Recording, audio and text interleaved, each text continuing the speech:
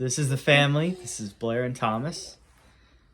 We're staying at a friend's house right now. They've been gracious enough to let us stay in their guest room for a few nights. And I had a couple questions for you. So you got the call, you were at work, right? Yep. What was your first thought? Well, I didn't get the call. The doorbell went off. Okay. And I had known that you had already left, and it was just my mom there, so I thought it was odd. Mm-hmm. So,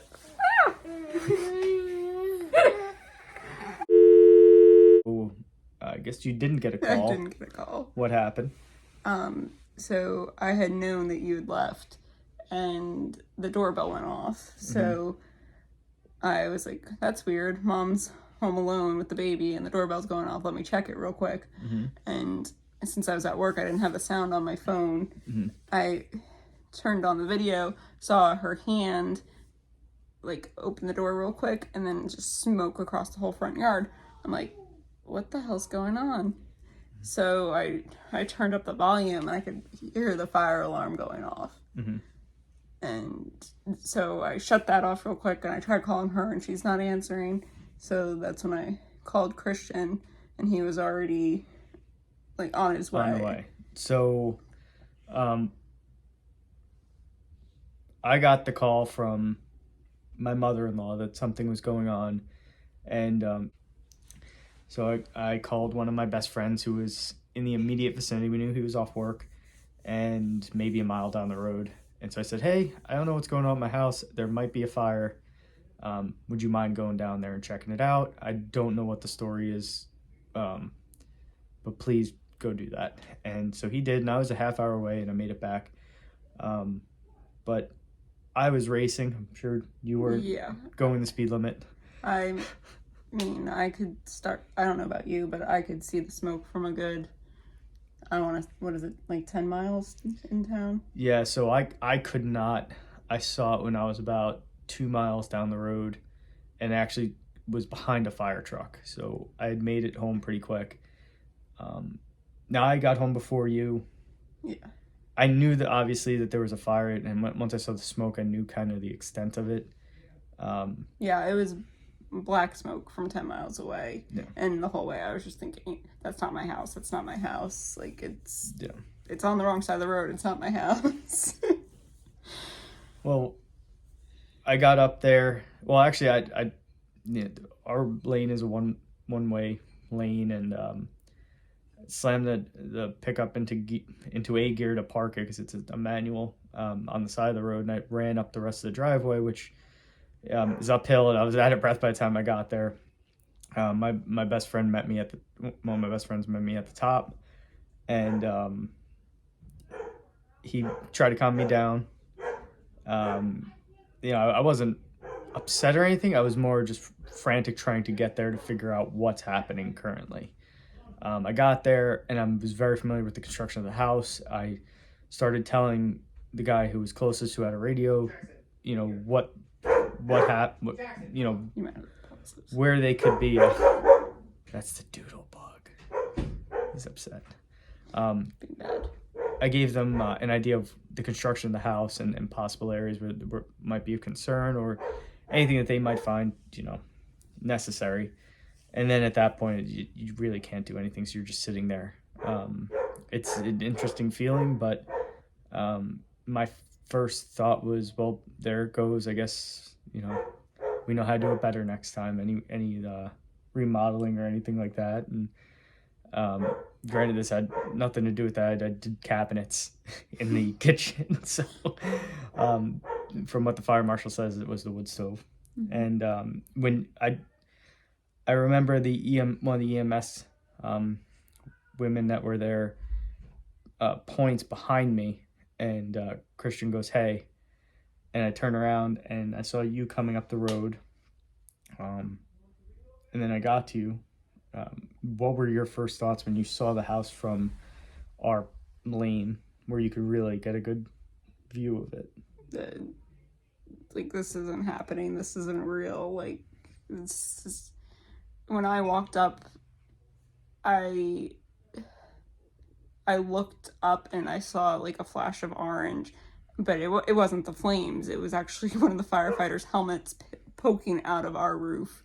And then I'm like, there's a chunk of our roof missing. And then I'm like looking around because I didn't see you at first. I was looking at the house. And then I'm like, they smashed our front windows into our kitchen that we just finished. And then I'm like, this isn't real. This isn't real. That's all I kept thinking. And I was out of breath from running up the lane because I don't run. Yeah, you did fall. They tended to you. They got some Band-Aids on you on your hands and on your knee, but you were doing just fine. Luckily, he called someone to come pick you up, and one of my best friend's wives came to pick up Blair, and took her over to her house, which, again, maybe a mile down the road, and tried to calm you down. I knew that I kind of had to stay on site to try to figure things out. Well, I had to go to my mom and the baby. Yeah, and when your mom and the baby left, I knew that they were taken care of. It wasn't anything that was concerning, and they were already here, which is where we're staying, coincidentally.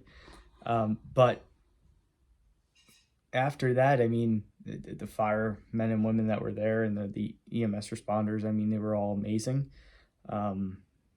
Great people. I mean, they're all mainly volunteers for the most part, and they were just incredible. They want to save all our things, which our things don't really matter obviously as much as we do, and our kid and our dog, our doodle. Yeah.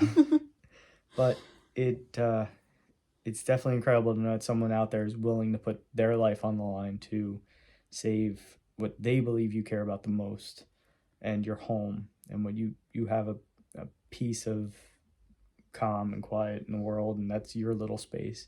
It was incredible to see that.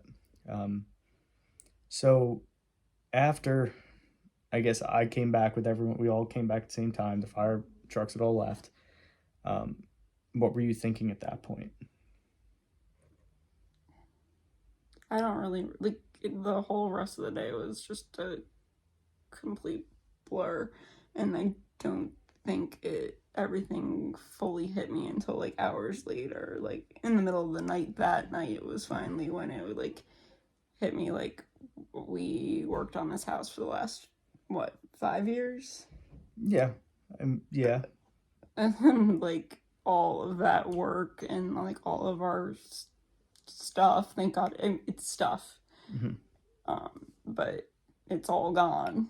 Like, yeah. I mean, and the stuff in the house is from years and years. Yeah. But it hits you all at once. Yeah, and when the firemen and women asked, what do you want out of the house?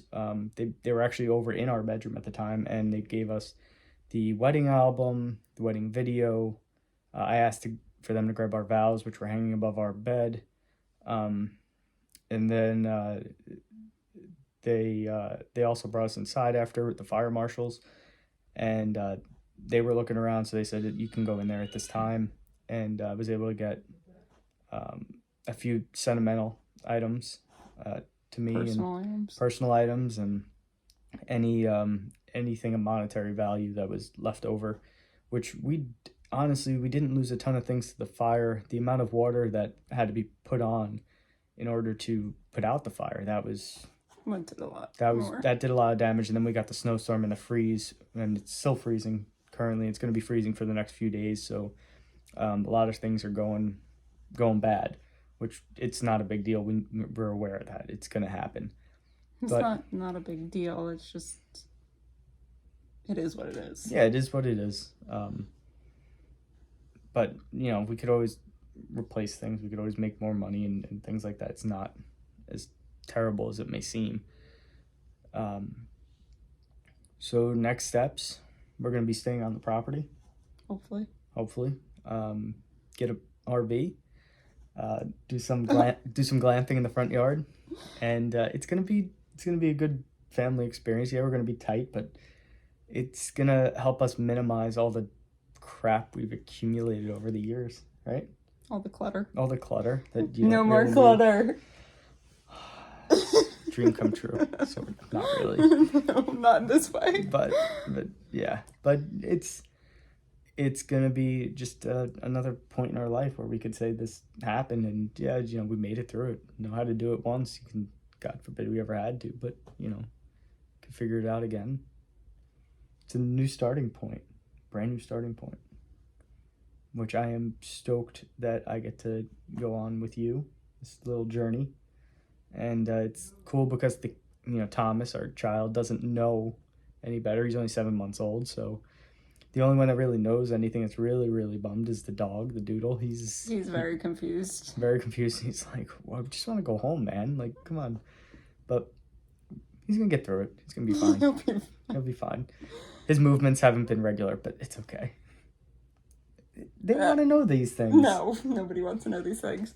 So, with that being said, that's kind of just a glimpse inside. I think the second day, we were still trying to process what was going on. We were just kind of hanging out, lounging, not really doing much of anything. We were talking, trying to keep ourselves busy. This is the third day, right? No, so Saturday, You kept busy all day. So. I kept busy. I was over helping someone with their flooring because got all my tools out of the house. Thank God, because with tools you can build anything. And yeah, I mean, what else am I going to do with my time? The shop is detached from the house. Yeah, the shop, thank God, is detached from the house, so we can still build anything we need to. And yeah, I'm not going to veg around all day. Might as well do some good for the people.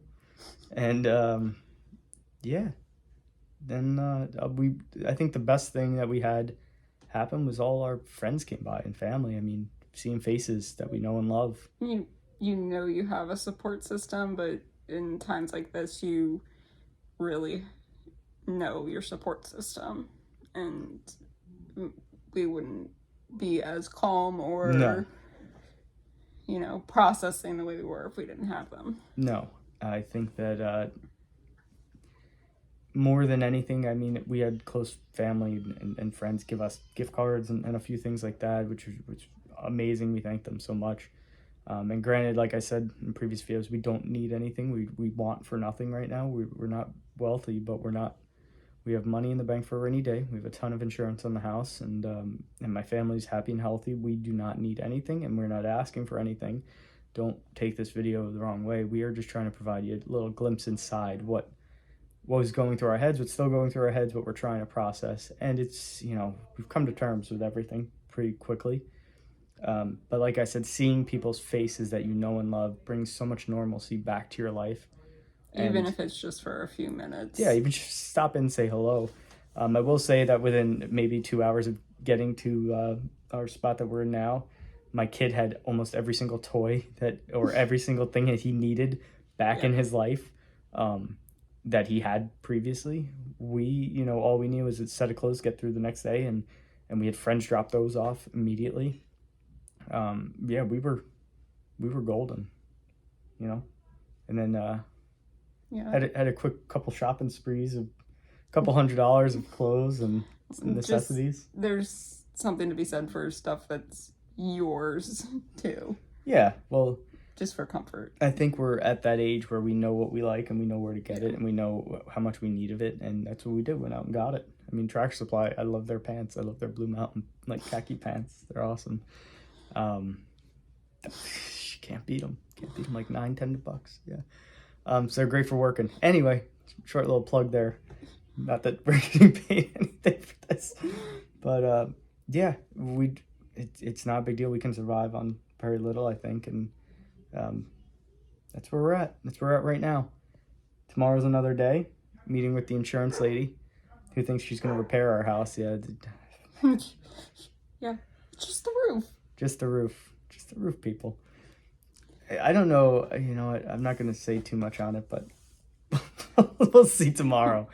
We'll see what we can say. Yeah. So y'all have a great one. And yeah. Enjoy your life and check your fire alarms.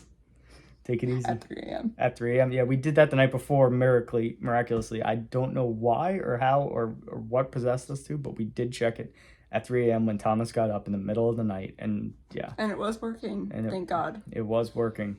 Worked just fine. It was so loud and it worked. And you can hear it on the Ring video. people leaving the house and hear it screaming in the background. It actually tells you to get out of the house. Evacuate. Now. Evacuate. Yeah, it was great. I got it. I think it was First Alert. Yeah, I'm pretty sure it was First Alert. But check them. Save lives. Have a great one. So, good evening. It is just about 8 or 9 o'clock. I don't know. We're trying to be quiet. I'm in my buddy's utility closet. His bedroom is right there. That's his wall. His head's probably right there. I'm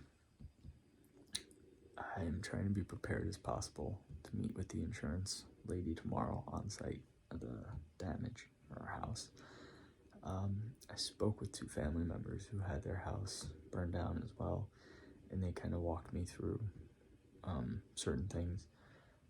But one thing I didn't have was the policy, and when I looked up the policy through State Farm on their app, it has the big word sample printed across it, and I don't like that. I'd rather have an actual copy of my policy.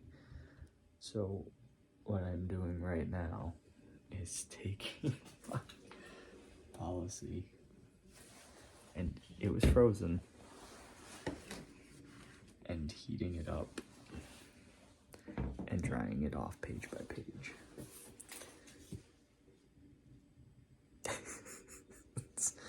It's pretty wild, but I think that's the best way I can be prepared.